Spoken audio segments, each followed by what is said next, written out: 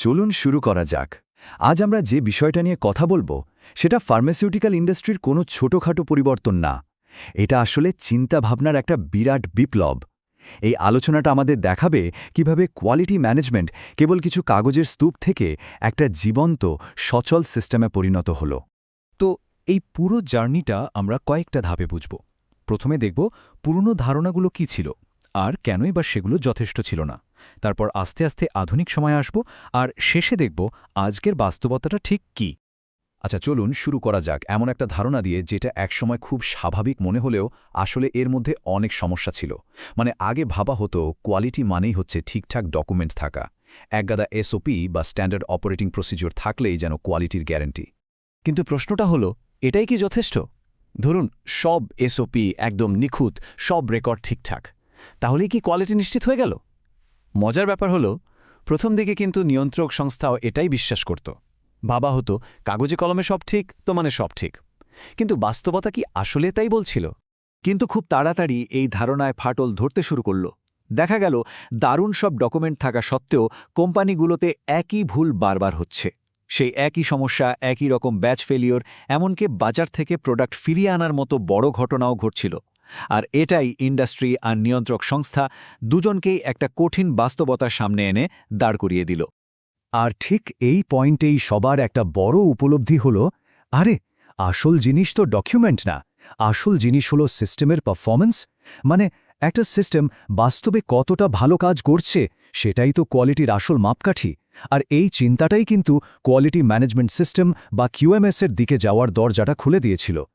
তাহলে চলুন একটু পেছনে ফিরে দেখি। এই যে পুরনো, যাকে আমরা বলছি প্রতিক্রিয়াশীল বা রিঅ্যাক্টিভ পদ্ধতি, সেটার চেহারাটা ঠিক কেমন ছিল? মানে কোনো সমস্যা হলে তখন কি করা হতো? দেখুন, এই পুরনো অ্যাপ্রোচটা সবসময় ছিল এক পা পিছিয়ে। মানে সমস্যা ঘটে যাওয়ার পরে ব্যবস্থা নেওয়া হতো, আগে থেকে ভাবার কোনো ব্যাপারই ছিল না। কারেক্টিভ অ্যাকশনগুলো ছিল বেশিরভাগ সময় শুধু কাগজপত্রের খেলা, আর কোম্পানিগুলো নড়েচড়ে বসত ঠিক অডিট বা ইন্সপেকশনের আগে। আর হ্যাঁ, বড় কর্তাদেরও এদিকে খুব একটা নজর ছিল না বললেই চলে। তো এত সব সমস্যার পর সমাধানটা কি? উত্তরটা হলো আধুনিক প্রোঅ্যাক্টিভ ফার্মাসিউটিক্যাল কোয়ালিটি সিস্টেম, বা সংক্ষেপে পিকিউএস। চলুন দেখি এটা আসলে কি আর কিভাবে কাজ করে। দেখুন, এই আধুনিক পিকিউএস কিন্তু একটা ওট্টা জিনিস না, এটা একটা সম্পূর্ণ ইকোসিস্টেম। এর লক্ষ্য শুধু নিয়মকানুন মেনে চলা না, বরং একটা প্রোডাক্টের পুরো জীবনচক্র জুড়ে তাকে কন্ট্রোলে রাখা আর ক্রমাগত তার উন্নতি করা। বলতে পারেন এটা একটা জীবন্ত, সচল একটা সিস্টেমের মতো। একটা ভালো পিকিউএস কিন্তু একা একটা কাজ করে না। এটা অনেকটা মাকড়সার জালের মতো, যেখানে প্রত্যেকটা সুতো একে অপরের সাথে জোড়ায় আছে। ডেভিয়েশন ম্যানেজমেন্ট থেকে শুরু করে চেঞ্জ কন্ট্রোল, ইন্টারনাল অডিট, সবকিছুই এই বড় সিস্টেমের একটা অংশ। আর এই যে একটা ইন্টিগ্রেটেড সিস্টেমের ধারণা, এটাই কিন্তু আজকের দিনের মূল কথা। ICH Q10-এর মতো গ্লোবাল স্ট্যান্ডার্ড বলুন বা ভারতের সংশোধিত শিডিউল M, সবাই কিন্তু এই একই কথা বলছে। তো এখন আমরা আলোচনার একদম কেন্দ্রবিন্দুতে চলে এসেছি। এটা শুধু পদ্ধতির বদল না, এটা আসলে চিন্তাভাবনার একটা গভীর পরিবর্তন, যা ফার্মাসিউটিক্যাল কোয়ালিটির আধুনিক যুগকে তৈরি করেছে।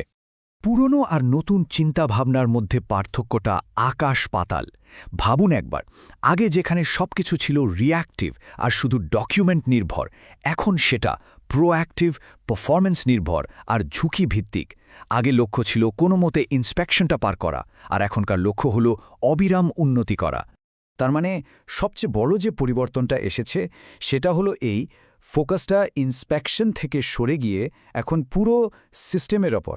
লক্ষ্যটা এখন আর কোনো একটা পরীক্ষায় পাশ করা না, লক্ষ্যটা হলো এমন একটা মজবুত সিস্টেম তৈরি করা যা সব সময় যে কোনো পরিস্থিতিতেই সেরাটা দিতে পারে। আচ্ছা, এতক্ষণ তো অনেক আলোচনা হলো, এবার চলুন একদম বাস্তব জগতে ফেরা যাক। এই যে চিন্তাভাবনার পরিবর্তন, এর আসল ফলাফলটা কি? আর যে কোনো ফার্মা কোম্পানির জন্য এখান থেকে শেখার বিষয়টাই বাকি। দেখুন, এটা কিন্তু শুধু কথার কথা না, বাস্তবতা অনেক কঠিন। যে কোম্পানিগুলো এখনও পুরনো ইন্সপেকশন কেন্দ্রিক মানসিকতা নিয়ে বসে আছে, তারা কিন্তু প্রতিনিয়ত নিয়ন্ত্রক সংস্থাগুলোর প্রশ্নের মুখে পড়ছে, অ্যাকশনের মুখে পড়ছে। এই জুটে টিকে থাকতে হলে এই পরিবর্তনটা আর কোনো অপশন না, এটা আবশ্যক। এই কথাটাতেই আসলে আমাদের পুরো আলোচনার সারমর্ম লুকিয়ে আছে। আসল এবং টেকসই সাফল্য আসে একটা শক্তিশালী সিস্টেম থেকে, ইন্সপেকশনের আগে তাড়াহুড়ো করে করা কোনো প্রস্তুতি থেকে নয়।